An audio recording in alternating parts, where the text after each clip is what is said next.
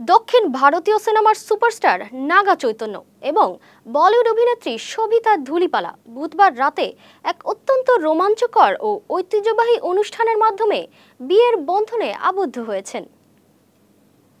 হায়দ্রাবাদের ঐতিহাসিক অন্নপূর্ণা স্টুডিওতে অনুষ্ঠিত এই বিয়েতে অংশ নিয়েছিলেন দক্ষিণী সিনেমা দুনিয়ার খ্যাতনামা তারকারা এবং তাদের সাক্ষাৎ শোভিত বিয়ের অনুষ্ঠানটি ছিল একদিকে অত্যন্ত জমকালো, অন্যদিকে পারিবারিক ঐতিহ্যের প্রতি গভীর শ্রদ্ধা প্রদর্শনের মাধ্যমে এক নতুন অধ্যায়ের সূচনা।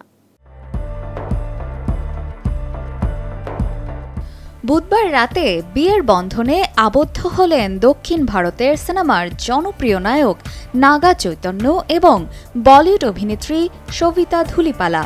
তাদের বিয়ের অনুষ্ঠানের আয়োজন করা হয় হায়দ্রাবাদের ঐতিহাসিক অন্নপূর্ণা স্টুডিওতে, যা নাগা চৈতন্যের দাদু আক্কিনী নাগেশ্বর রাও 1976 সালে প্রতিষ্ঠিত করেছিলেন। বিশেষ এই স্থানটি বিয়ের জন্য বেছে নেওয়া হয় পারিবারিক ঐতিহ্যের প্রতি সম্মান প্রদর্শন করে। বিয়ের আসরে ছিলেন দক্ষিণী সিনেমা দুনিয়ার শীর্ষস্থানীয় ব্যক্তিত্বরা।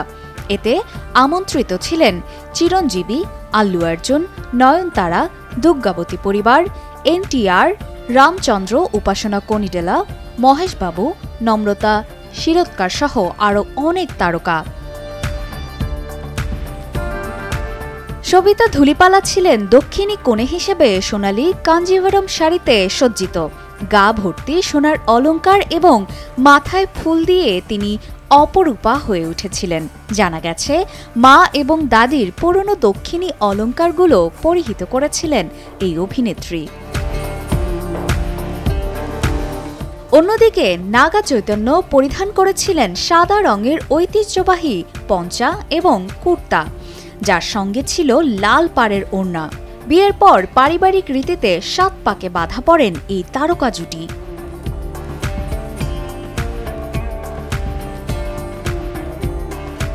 বিয়ের অনুষ্ঠানটি প্রায় 8 ঘণ্টা স্থায়ী হয় এবং এতে নেওয়া হয়েছিল কড়া নিরাপত্তার ব্যবস্থা।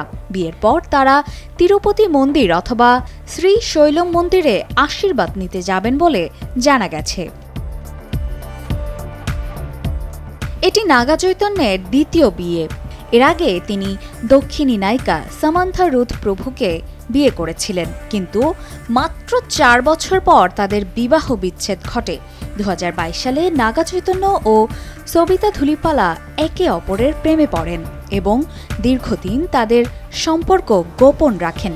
তবে 2024 সালের আগস্টে তারা নিজেদের সম্পর্ককে আনুষ্ঠানিকভাবে স্বীকৃতি দেন বাগদানের মাধ্যমে।